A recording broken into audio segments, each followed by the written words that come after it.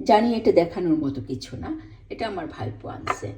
ভাইপো যখন আমাদের জন্য, বাচ্চাদের জন্য সুইট এবং এটা সেটা নিয়ে আসছে।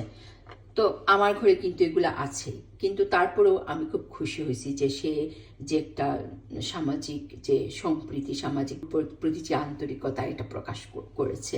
এটা আমাদের বাংলাদেশি বা বাঙালিদের একটা চিরায়ত নিয়ম যে আমরা কারো ঘরে গেলে সামান্য হলেও কিছু নিয়ে যাই, আর এটাই যুগ যুগ থেকে চলে আসছে।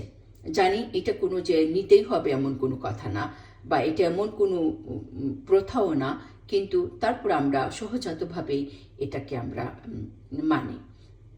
আমি এমন অনেক ধনী লোককে দেখেছি যে ওদের অনেক দামি গাড়ি আছে, দামি বাড়ি আছে, কিন্তু কারো ঘরে গেলে ওদের হাতে একটা চকোলেটও ওঠে না।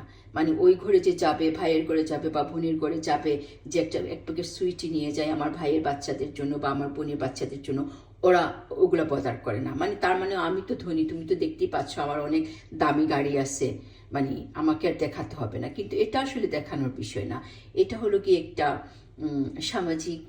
সামাজিক একটা ভালো লাগা। আপনি হয়তো দামি গাড়ি কিনতে পারছেন এবং এটা আপনাকে অনেক আনন্দ দিচ্ছে, কিন্তু আপনি যদি কারো ঘরে যান আর এখানে যদি ছোট ছোট বাচ্চা থাকে, তাদের জন্য যদি আপনি একটু সামান্য সুইটি নিয়ে যান, তারা যে কত খুশি হয়, যে এবং তারা বুঝতে পারে যে আমার মামা বা আমার খালা বা আমার চাচা আসলে আমাদেরকে আদর করেন। কারণ এগুলো থেকেই কিন্তু ছোট বাচ্চারাও কিন্তু বুঝে যে কোন মেহমান তাদেরকে আদর করেন এবং আদরের ভালোবাসার প্রতীক হিসাবে তাদের জন্য চকোলেট নিয়ে আসছেন।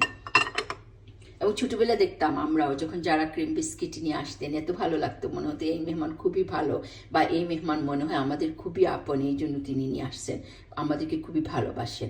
কারণ কিছুটা ভালোবাসাটাকে প্রকাশ করতে হয়। অনেকে বলেন এত বেশি প্রকাশের দরকার নাই, কিন্তু ভালোবাসাটা আমি বলবো যে প্রকাশ করতে হয়, যে কোনোভাবেই হোক প্রকাশ করতে হয়। এবং আপনি মনে মনে ভালোবাসেন, এটা কে বুঝবে? যে মনের উপরে তো আর কেউ ঢু মারতে পারবে না। আপনার বাহ্যিক যে আদান প্রদান, এটার মধ্য দিয়ে কিন্তু একজন মানুষ আপনাকে জাজ করতে পারবে।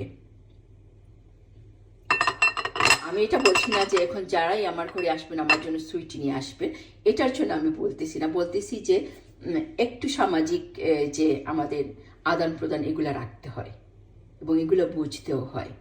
মানে পয়সা শুধু নিজের জন্য ব্যয় করবে, নিজের দামি গাড়ি, নিজের দামি বাড়ি থাকবে, কিন্তু একটা বাচ্চার হাতে আপনার যদি একটা সুইটি দিতে আপনি কৃপণতা করেন বা আপনি দেখান যে আপনার সময় নেই, আপনি খুবই ব্যস্ত, এটা কিন্তু ঠিক না। কারণ আমরা সামাজিক জীব, আর এটাই আমাদের আদান প্রদানের মধ্য দিয়ে কিন্তু সৌন্দর্যের বহিঃপ্রকাশ ঘটে অনেক সময়।